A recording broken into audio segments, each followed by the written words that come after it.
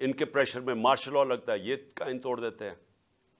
اور یا پھر یہ جو دو مافیا خاندان ہیں، ہم یاد کرانا چاہتا ہوں اس ملک، اس قوم کو، انہوں نے اس ملک کی تاریخ میں واحد ڈنڈوں سے سپریم کورٹ کے اوپر حملہ کیا. جسٹس سجاد علی شاہ کی ریپوٹیشن ساری جوڈیشری جانتی ہے، ایک دیانتدار آدمی تھے، وہ ان کو بھگایا. اور پھر یہ تاڑڑ جو تھا پرانا، جو بریف کیس لے کے گیا کوئٹہ اور وہاں ججز کو خریدا گیا، یہ انہوں نے کیا. وہ یہ ان کی تاریخ ہے.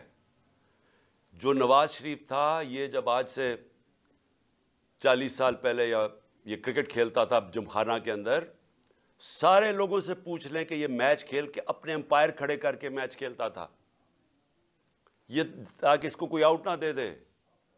یہ کرکٹ بھی روندی مار کے کھیلتا تھا. اس نے کوئی کام آج تک دیانتداری سے نہیں کیا. اس نے کبھی بھی جوڈیشری کو دیانتداری سے فنکشن کرتے نہیں دیکھا.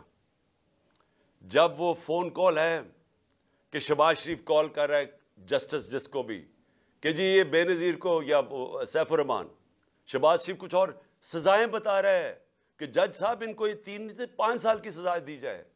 یہ ان کو ویسے جج چاہیے. ان کو کبھی بھی آزاد عدلیہ، جس طرح سجاد علی شاہ جیسے جج تھے، وہ کبھی بھی ان کو گوارا نہیں تھے. اور بیٹی کا بھی یہی حال ہے. اور ابھی شہباز شریف بھی وہ بھی بول رہا ہے ججز کے اگینسٹ. صرف آرٹیکل 224 پڑھ لیں آئین کا، مجھے یہ سمجھا دیں